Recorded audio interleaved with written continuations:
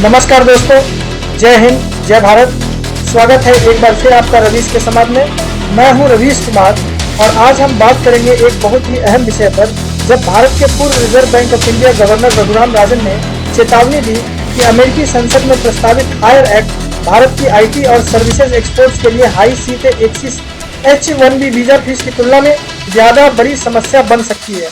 तो चलिए क्यों और कैसे विस्तार से समझते हैं। सबसे पहले जान लेते हैं कि क्या है हायर एक्ट।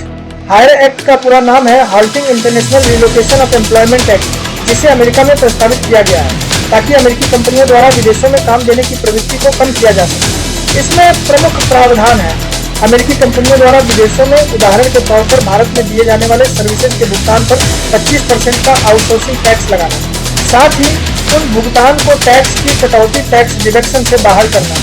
इसी के कारण राजन जी ने कहा है कि यह सिर्फ सामान गुड्स पर लगने वाले टैक्स की बात नहीं है, सर्विसेज पर टैक्स लगना ही प्रमुख चिंता है। अब पहुंचते हैं मुख्य बिंदु पर। राजन जी क्या कह रहे हैं। उन्होंने कहा कि H-1B वीजा फीस में वृद्धि जो कि अमेरिका ने की है एक चिंता है, लेकिन उससे भी बड़ी समस्या हो सकती है HIRE एक्ट के कारण सर्विसेज एक्सपोर्ट्स को। राजन जी ने कहा, हमारी सबसे बड़ी चिंता सिर्फ सामान गुड्स पर लगे टैक्स नहीं है, बल्कि क्या वे सर्विसेज पर भी टैक्स लगाने की कोशिश कर सकते हैं। यह एक बात धमकी है। उन्होंने यह भी जोहा कि H-1B के मामले में स्थिति कुछ बेहतर है, क्योंकि अब भारत की कंपनियां बहुत सारा काम डिजिटली वो भारत से कर रही हैं, इसलिए वीजा निर्भरता कम हो रही है। लेकिन यह बदलाव तुरंत नहीं, धीरे धीरे होगा और हायर एक्ट के लागू होने से लंबे समय तक असर हो सकता है। तो क्यों ये भारत के लिए महत्वपूर्ण है। भारत की आईटी और सर्विसेज एक्सपोर्ट्स बहुत बड़ी हैं, जो ज्यादा अमेरिका से जुड़ी हुई हैं। हायर एक्ट की स्थिति में अगर टैक्स या शुल्क बढ़ गए तो ये एक्सपोर्ट्स प्रभावित हो सकते हैं। राजन जी ने कहा कि यह सिर्फ आईटी नहीं बल्कि सर्विस सेक्टर, बीपीओ, बीपीओ वगैरह को भी प्रभावित कर सकता है, क्योंकि ये अमेरिकी ग्राहकों को विदेश से काम देता है। इसके अतिरिक्त भारत में श्रम गहन उद्योग, लेबर इंटेंसिव इंडस्ट्री जैसे टेक्सटाइल्स पर भी असर हो सकता है अगर अमेरिका ने सेवा आयात पर भी टैक्स लगा दिया। इस तरह से सप्लाई चेन आपूर्ति श्रृंखला में बदलाव आ सकता है। इसलिए भारत को यह सुनिश्चित करना होगा कि उसने जो दुनिया भर में हिस्सा बनाया है वह स्थायी बना रहे। तो भविष्य में क्या हो सकता है और भारत क्या कर सकता है। अगर हायर एक्ट पास हुआ तो अमेरिका में काम देने वाली कंपनियों को विदेशों में काम देने पर टैक्स देना पड़ेगा।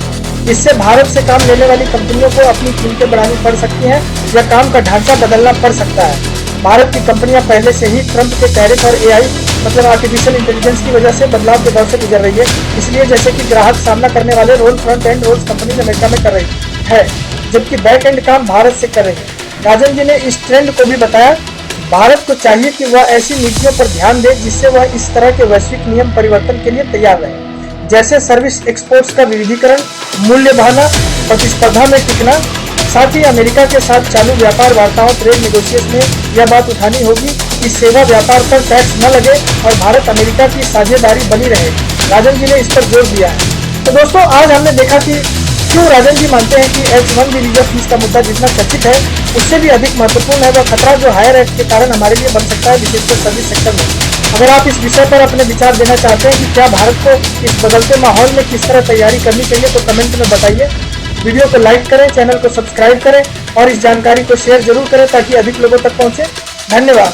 मैं हूं रवीश कुमार और आप देख रहे थे रवीश के समाज, जहां हर खबर मिलती है सटीक जानकारी।